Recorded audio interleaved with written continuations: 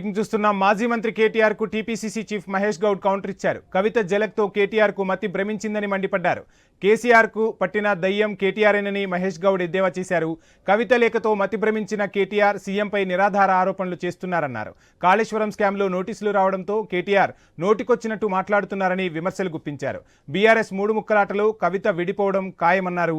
BRS BJP ఒకటేనని కవిత లేఖలో స్పష్టం చేశారని తెలిపారు. 10 ఏళ్ల పాలనలో అవినీతి బయటపడకుండా మోదీ అమిత్ షా కాళ్లు పట్టుకుంది ఎవరో ప్రజలకు తెలుసన్నారు. కాంగ్రెస్ పై బీజేపీ కక్షపూరితంగా నేషనల్ హెరాల్డ్ కేసు పెట్టిందన్నారు మహేష్ కుమార్ గౌడ్.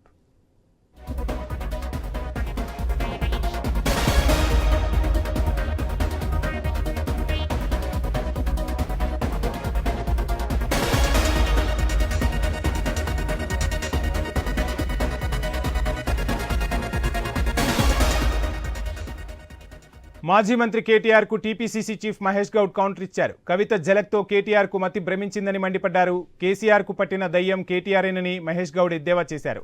కవిత లేఖతో మతి భ్రమించిన కేటీఆర్ సీఎంపై నిరాధార ఆరోపణలు చేస్తున్నారన్నారు. కాళేశ్వరం స్కామ్లో నోటీసులు రావడంతో కేటీఆర్ నోటికొచ్చినట్టు మాట్లాడుతున్నారని విమర్శలు గుప్పించారు. బీఆర్ఎస్ మూడు ముక్కలాటలో కవిత విడిపోవడం ఖాయమన్నారు.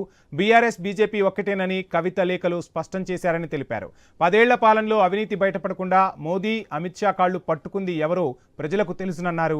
కాంగ్రెస్ పై బీజేపీ కక్షపూరితంగా నేషనల్ హెరాల్డ్ కేసు పెట్టిందన్నారు.